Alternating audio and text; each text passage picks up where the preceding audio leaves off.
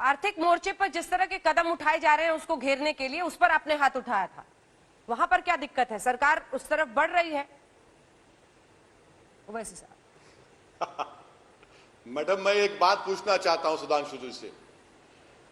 मैं जो फिगर्स दे रहा हूं वो director general of foreign trade के हैं। क्या मोदी सरकार जो हमारे भारत के एक्सपोर्ट्स चीन को है वो 15.54 बिलियन यूएस डॉलर्स के बंद करिए ना।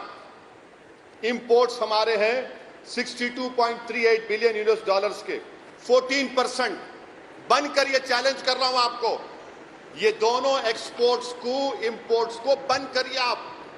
मैं आपको चैलेंज कर रहा हूं मोदी सरकार को। ये जो हम एक्सपोर्ट्स कर रहे हैं 15.54 यूएस बिलियन डॉलर्स के, क्या है? Organic chemicals, mineral based products.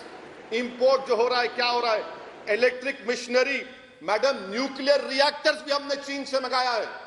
Nuclear reactors, boilers, machinery. चलिए बंद करिए ना इनको। हिम्मत है आप में? बैठकर टीवी स्टूडियो में बोलना अलग बात है, इंप्लीमेंट करके दिखाइए।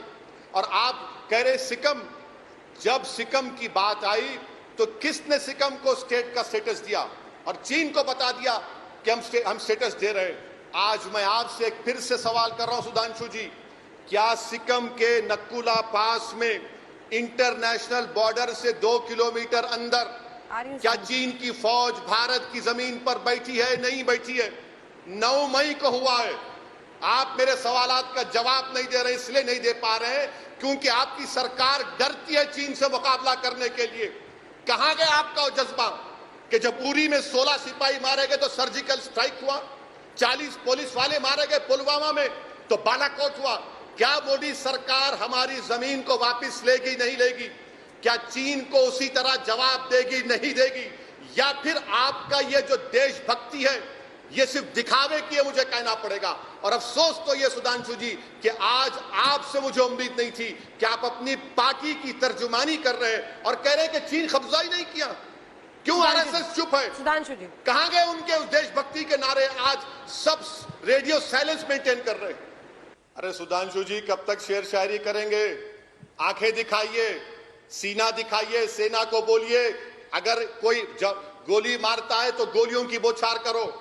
ये शेर शायरी सरहद पर नहीं चलती सुधांशु जी, ये अमन के माहौल में अच्छा लगता है। रही बात कि आप कह रहे हैं कि इन्वेस्टमेंट कब से आया? ये आईपीएल का स्पॉन्सरशिप किसने दिया बताइए? आईपीएल क्रिकेट टीम का स्पॉन्सरशिप हमने दिया, आपकी सरकार थी ना। ये न्यूक्लियर रिएक्टर्स कौन खरीद रहा है? ये बॉयलर्स, ये इलेक्ट्रिकल मशीनरी कौन दिया है कॉन्ट्रैक्ट? बताइए सुधांशु जी। आप कैंसिल क्यों नहीं कर देते? चलिए, पहली सरकार ने किया है।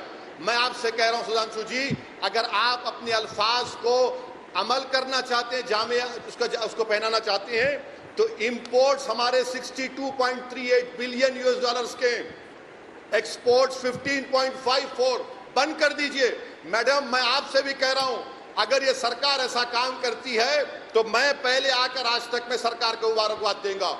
और जब ये होगा तो कई टीवी स्टूडियो में इक्विपमेंट ही नहीं रहेगा। सुधांशु जी, आप जंग की बात करते हैं। मैडम, मैं आपको जिम्मेदारी के साथ कह रहा हूं कि हमारे वॉर रिजर्व्स, अगर जंग होती है चीन के साथ तो सिर्फ 12 दिन के 12 दिन के माउंटेन कॉर्प्स को आपने उसको शामिल नहीं किया आर्मी में। क्या बोलते? 65,000 करोड़ लगेंगे। अगर माउंटेन कॉर्प्स आज होता तो चीन का पीएलए हिम्मत नहीं कर सकता था। हमारे वॉर रिजर्व सिर्फ 12 दिन के। 6.5 साल से आप लोग क्या कर रहे हैं बताइए ना। ठीक है, मैं बुरा आदमी हूं, आप दूध के धुले, दुनिया के सबसे बेहतरीन आदमी मोदी और ओवैसी गंदा है, मगर जब देश की जमीन की बात आ रही तो एक गंदा आदमी खड़े होकर एक वजीर आजम से, उसकी सरकार से पूछ रहा है कि क्यों खामोश बैठे हैं आप? क्यों चीन का नाम आते कि आप खामोश हो जाते हैं? आप चीन को बुलाकर झूला झुलाए? क्या हुआ? कितने मर्तबा आप मिले? वुहान स्पिरिट, ममलापुरम स्पिरिट, कहां गया सब? ये देश जानना चाहता है सुधांशु जी।